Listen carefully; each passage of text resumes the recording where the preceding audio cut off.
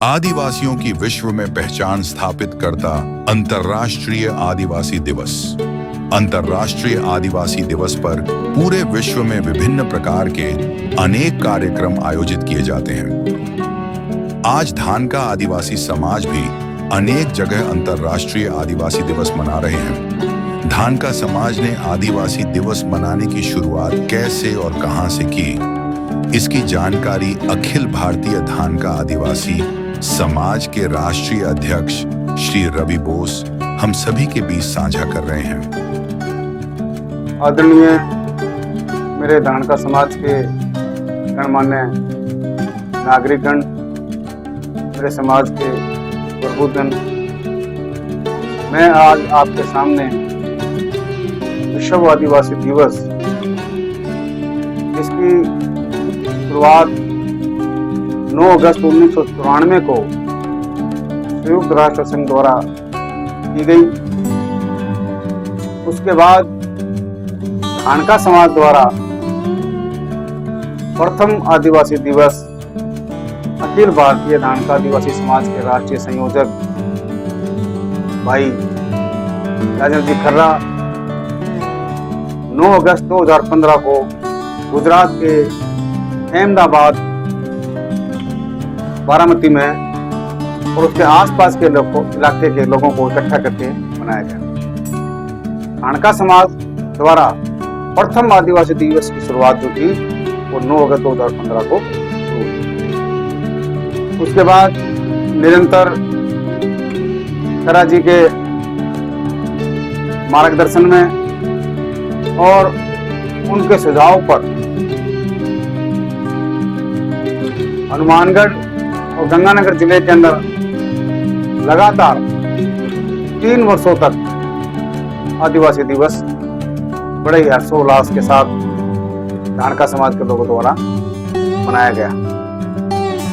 उसके बाद में शुरुआत करने के बाद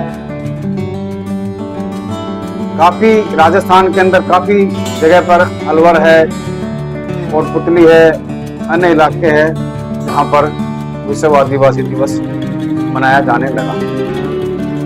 साथियों, विश्व आदिवासी दिवस मनाने के पीछे जो संयुक्त राष्ट्र संघ की जो सोच थी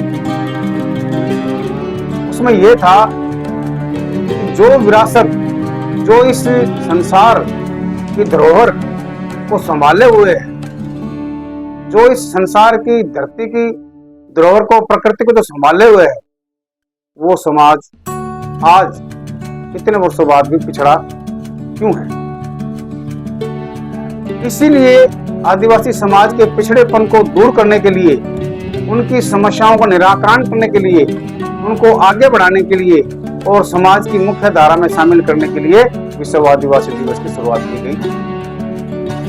साथियों, धानका समाज द्वारा सबसे पहले आदिवासी दिवस किसने मनाया और कब मनाया, मैं इस पर कुछ सारांश पेश करना चाहता हूं।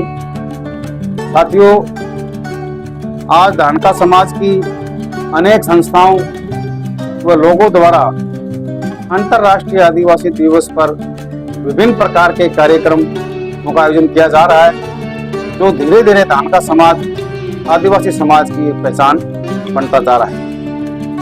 धानका समाज ने अंतर्राष्ट्रीय आदिवासी दिवस मनाने की शुरुआत कैसे और कहां से की, आज आपके सामने अपनी जानकारी के अनुसार कुछ बताने जा रहा हूं। साथियों, सर्वप्रथम धानका समाज द्वारा अखिल भारतीय धानका आदिवासी समाज रजिस्टर्ड के राष्ट्रीय संयोजक श्री राजेंद्र जी खर्रा के मार्गदर्शन में सबसे पहले गुजरात प्रदेश के इकाई अहमदाबाद में बारामती में 9 अगस्त 2015 को प्रथम धानका समाज द्वारा अंतर्राष्ट्रीय दिवस मनाया गया। उसके बाद अखिल भारतीय धानका आदिवासी समाज रजिस्टर्ड ने आदिवासी दिवस का महत्व समझाने के लिए समय समय पर हर वर्ष अंतर्राष्ट्रीय आदिवासी दिवस का कार्यक्रम आयोजित करती रही। अंतर्राष्ट्रीय आदिवासी दिवस को मनाने के लिए इस संस्था ने हनुमानगढ़ जिले द्वारा लगातार 3 कार्यक्रम आयोजित किए, जिसमें मैं स्वयं व राजेंद्र जी खर्रा उपस्थित रहे। उनकी उपस्थिति उल्लेखनीय है। पिछले 3 वर्षों से 2022 से लेकर के अखिल भारतीय धानका आदिवासी समाज रजिस्टर्ड और सर्व धानका समाज नांगलोई के तत्वावधान में नांगलोई के में शोभा यात्रा व कला यात्रा का आयोजन किया गया, जिसमें नांगलोई क्षेत्र के समाज के लोग शामिल हुए। राजेंद्र खर्रा के नेतृत्व में इस कार्यक्रम में अनेक प्रमुख राजनेता भी शामिल हुए। पिछले वर्ष इस शोभा यात्रा में शामिल होने का मुझे भी अवसर मिला था और मैं इस शोभा यात्रा में शामिल हुआ था।